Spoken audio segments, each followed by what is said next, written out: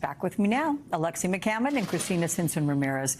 All right, Cristina, you first here. What kind of effect do words like that have on immigrants living in the U.S. or anyone who thinks of America positively or as a welcoming country?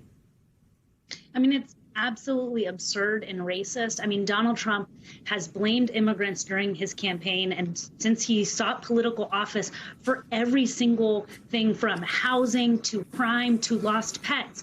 And he does this because he has no real plans to address what Americans care about. We can build an immigration system that protects American-born workers and immigrant workers, but he has no self-interest in actually pushing forward those policies.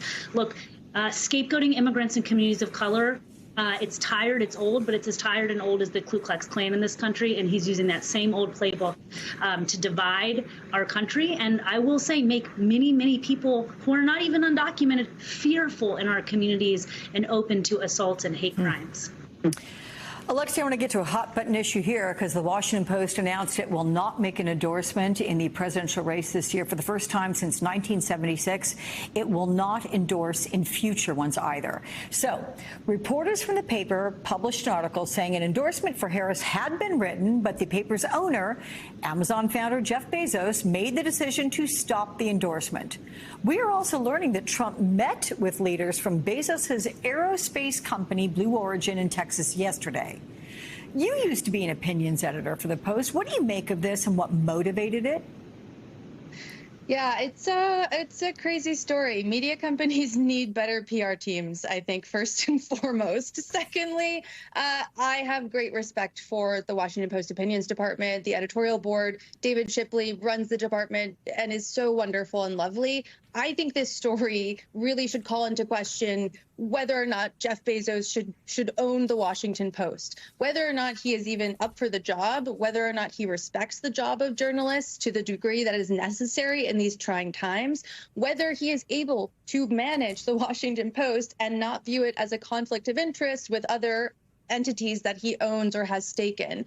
And as you mentioned, when we see photos and learn that Donald Trump is meeting with executives from Blue Origin, that certainly raises eyebrows as to whether or not Jeff Bezos was motivated not to endorse this time around or not to allow the opinion department to do what it's done for decades in fear of hurting Donald Trump's feelings and losing out on some sort of business deal in the future, which, by the way, it's all hypothetical worries. Donald Trump hasn't been elected.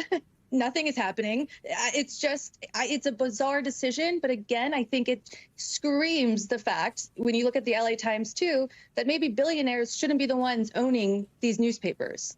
A lot of questions about that, that's for sure. Moving to you, Cristina, Harris said that her team is prepared for Trump to prematurely declare victory. And you know Trump will challenge the results if he loses. What are your concerns about election night and thereafter? Look, I think organizations like ours and many across the country and election officials are preparing and also afraid of political violence. We know that that is not just something that Trump he's proven that he's willing to use political violence to try and hold office. They are going to declare victory. And I think our job is to make sure that your viewers, people in our organizations and that follow us, that they know that we're going to have to wait until there are real election results, that no one should believe what comes out of the Donald Trump campaign, and that we need to fight and make sure that all the votes are counted appropriately and accordingly by law, and that ultimately, if there are challenges, they can go through the courts, and that the courts will make those final decisions, not Donald Trump. Quickly to you, Alexi, can Democrats capitalize this? Can they remind viewers of what happened in 2020?